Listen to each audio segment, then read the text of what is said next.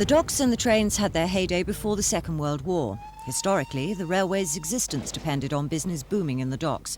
Now it's the other way round. Back in 1840, it was the London and Blackwall Railway, which was later extended to the Isle of Dogs. In those early days, steam trains were considered a fire risk, so the first trains were pulled round Docklands by rope or by horses. As the docks declined, so the railway declined with them and died by the 60s.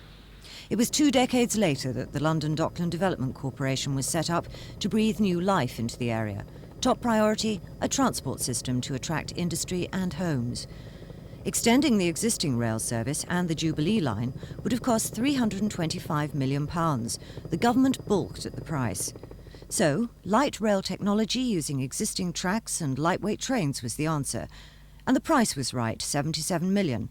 The government agreed, and the necessary acts of Parliament were passed. Politicians from both sides quickly jumped on board. In '84, the GLC's Transport Chairman Dave Wetzel got to work on clearing the site. Environment Secretary Patrick Jenkin launched the building work, or tried to. By the middle of the following year, the entire path of the railway was completed, including the toughest section, a new bridge 1/4 mile long.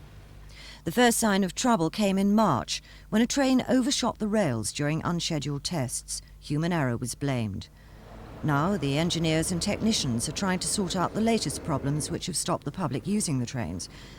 Once that's done, and the railway's proved itself, they'll move on to the next stage, the extension to Bank, to Beckton and the Docklands Airport, and possibly south of the river into Greenwich and Lewisham. That depends to a large extent on the results of the tests, and the biggest test of all begins once it's in service, when the fare-paying public will decide its future. 44 new trains like this will run on the Docklands Railway from 1991. They're being built for extensions to Bank in the west and Beckton in the east. They'll look similar to the existing rolling stock, but will be twice as long, have more room inside and sliding doors. The existing doors fold open like this, restricting standing space. It also became clear today the 11 trains currently on the system probably won't be used after the early 1990s. It's because they don't meet up to new fire safety standards required for underground sections of the new lines. Materials inside can burn, and there are safety fears over the doors. It means the trains, which have a lifespan of 30 years, will be sold or have millions spent bringing them up to scratch. The existing 11 trains would require fairly extensive modification before they can be allowed to run underground. There are 10 further trains of the same design about to be delivered from British Rail Engineering in York, who are building them under licence to almost exactly the initial design.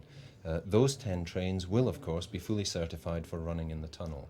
And, of course, the trains being built in Belgium will also be so certified.